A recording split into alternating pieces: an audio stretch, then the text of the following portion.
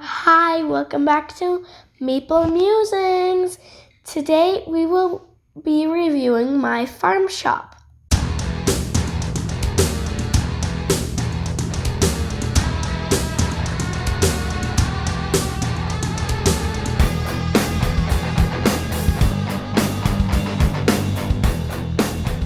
I'm Della, and this is Ash, my mom. So hi everybody. Like Della said, we are going to take a quick look at my farm shop. So we're going to run through a little bit of how to play, and then we're going to just share a little about our thoughts and our reviews on this. Let's take a quick look at the player operations and kind of how this game plays. So each player is going to get a farm board like this. And then within your farm is all these different fields. And you can see they're all numbered. So this is the basic side of the board. We'll start by looking at it. And you can see there's already, each field already has an ability in it. So these are your resources up the top here. You've got milk, eggs, honey, yarn, and your feed sack. Here to the side, we have your market stand. So whenever you gain resources, they go into your market stand. And basically the point of the game is, of course, to get the most points, and the way that you get points is with dollars. So dollars equals points. So let's take a quick look over here at the marketplace board quickly.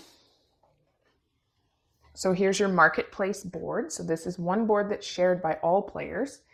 And you'll see here you've got your different stalls. And again, they're all numbered. And so each stall has a card in it. So at the beginning of your turn, when you would roll your 3 dice. And then you would choose the value of one of those die. And they would correspond to all your market stands here. So I have the choice of taking number 4, number 3, or number 5. So let's say I want to take card number 3. So I'm going to take card number 3, which means I've spent that die. And then I'm going to take card number 3, and I'm going to place it somewhere in my field. So let's say this one. It's just an upgraded version of what's already there. So now we've upgraded that field section. So its ability now is that you can get 2 milk on that action instead of just 1.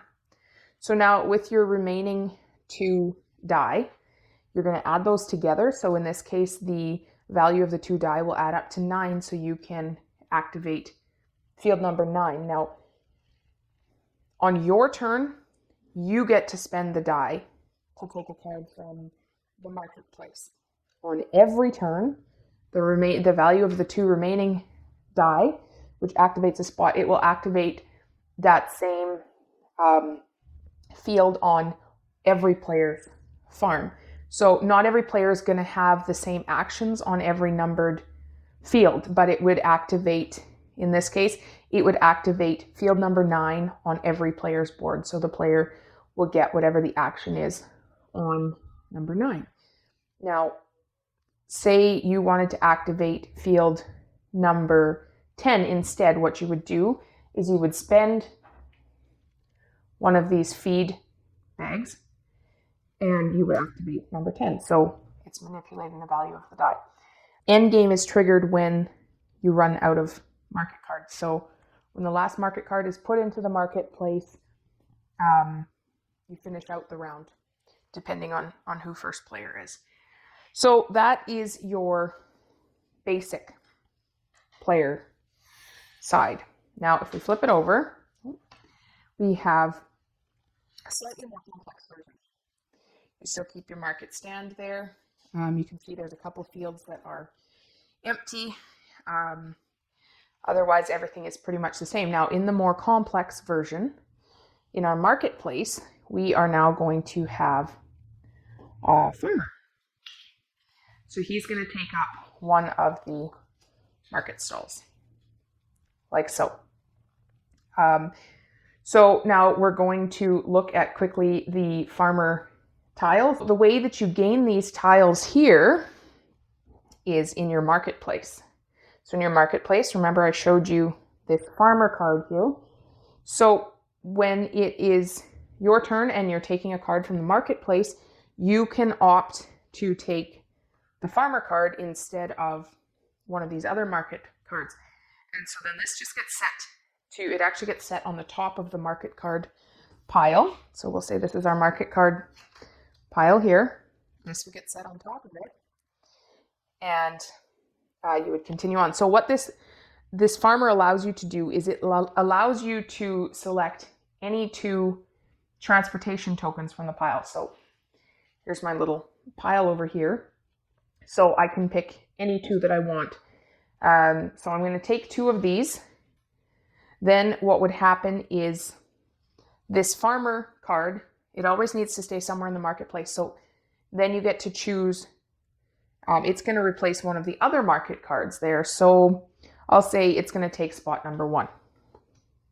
So now it goes into spot number 1. This card gets discarded and we refill from the pile. So just gives you a little bit more to do there, but that's the basic look at how it all plays. Okay, so that is a quick look at how to play the game. So, Della, what's your thoughts about my farm shop? So I like that it's simple, but then again, it's like way too simple. I don't love board games that have a lot of action, but some that are super simple like that, like this one is a little boring, and then again, it's a little nice that it's not so complex. Okay, so it's easy. Like, I don't really like that you can only do one thing on your turn. Where in other games you have several options of what you would like to do. Okay. So that's certainly So basically do the same action every turn. Like every turn. Mm-hmm. And it's aged a little high. Like I'm 8 and it says 8 and older. And for me it's really simple. Like it should be maybe 5 and older. 5-year-olds and older. Yeah, it's a little too simple for you. So she took most of the things I was gonna say. But yeah, similar kind of thought. You maybe can tell that we've talked about this before recording. But I do like the art. I find the art really enjoyable. It reminds me of like what you would see on a mobile farming game. Like it looks very much like a lot of those phone games. And I love the farm artwork about it. It's bright, it's cheerful. The farm theme itself, the theme isn't very strong through the game. You could change the theme to something else, boats or whatever, and it really wouldn't change the play of the game very much. So yeah, I like the art. It is a good family game because a lot of different ages can play. Like she said, it's maybe a little more appropriate for a 5-year-old. Our 5-year-old didn't play it because she wasn't interested. But I think she certainly could have played it. It is very limited in what you can do in a turn. There isn't a lot of engine building. You can upgrade your fields and stuff like that so that they're a little better. But as far as building an engine and being able... Nice faces. But now I lost my train of thought. What was I saying about the how many actions are in the turn? 1. Yes. So you can't have much of an engine going on where you can do multiple actions in a turn. It's very much the same. You buy a card from the market, you play it in your field, you activate a field. That's it. The complex side maybe adds a little bit more in that you can do a few more things. You've got common goals that you can work towards, but again, it's very limited. Jeff and I were just talking about how it's maybe similar a little bit to Space Base or some of those other games along that line. However, with this game, comparing it to, say, Space Base, when you upgrade a field, the card below it, the card that it's replacing, just gets removed from the game. There's no bonus for upgrading or anything like that. So what else is there to it? I think that's basically it. Yeah. It's got good art, but a very, very basic game.